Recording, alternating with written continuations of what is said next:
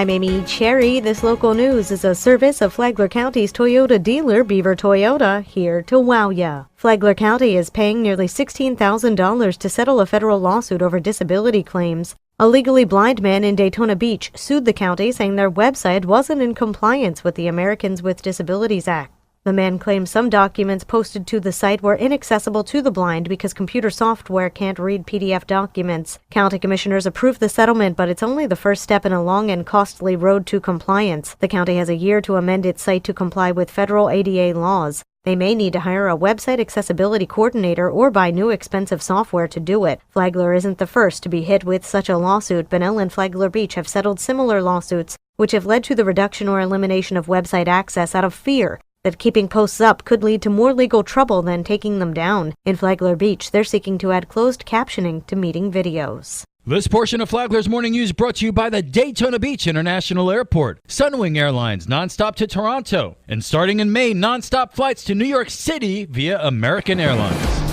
A domestic violence offender is being arrested for violating the terms of his GPS monitoring program. Tony Magoo reports. Domestic violence offenders now wear GPS tracking devices since the Flagler County Sheriff's Office started a GPS monitoring program back in November of last year. Working with the State Attorney's Office and the 7th Judicial Circuit, the Sheriff's Office has been strapping ankle bracelets on offenders. Since November 1st, judges have ordered 10 of them for those on pretrial release. There are 8 offenders wearing one right now, and they paid for these units as part of their release. This past Sunday, the Sheriff's Office was alerted to a domestic violence monitor violation on Richard Maloney. Maloney traveled into his exclusion area, which is near the area of his victim's residence. One deputy was immediately dispatched to the victim's home to notify her and verify her safety. Other units were dispatched to search for Maloney, who was found at the beachfront motel and taken into custody. This is a perfect example of the process working as designed, Sheriff Rick Staley said. Thankfully, everyone is safe. For Flagler's Morning News, I'm Tony Magoo.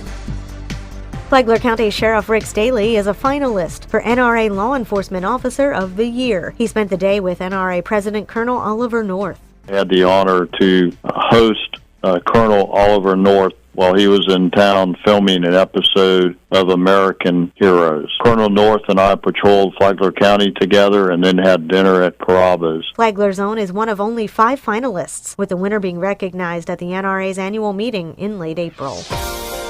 Now's the time to gear up for the 43rd Annual Swim Around Key West. John Arking has the details. When the 43rd Annual Swim Around Key West takes place June 1st, there'll be at least 3 participants from Flagler County. Tom Gillen, the Flagler Beach Recreation Director and Ocean Rescue Director, along with 2 Flagler Beach junior lifeguards, have signed up for the open water swim. While Gillen said he considers it more of a survival mission than a race, he's really referring to the endurance aspect, not any actual danger. That's the first thing people ask is about sharks there. And the race promoter said that he has never seen a shark there. He said you'll see some nurse sharks, but they're docile. They're not going to hurt you at all. And a lot of people worried about man-o-war and jellyfish. He said after March they pretty much don't come in that area. But he said it's a beautiful swim. The water's crystal clear. It's never real deep, so you see a lot of marine life. He said you'll see a lot of turtles and maybe tarpon and things like that. The swim around Key West is 12.5 miles clockwise around the island. If you'd like to take part, registration details are online at swimoroundkeywest.com. From the WNZF Newsroom, I'm John Arking. And now you're up to date on Flagler's Morning News. I'm Amy Cherry.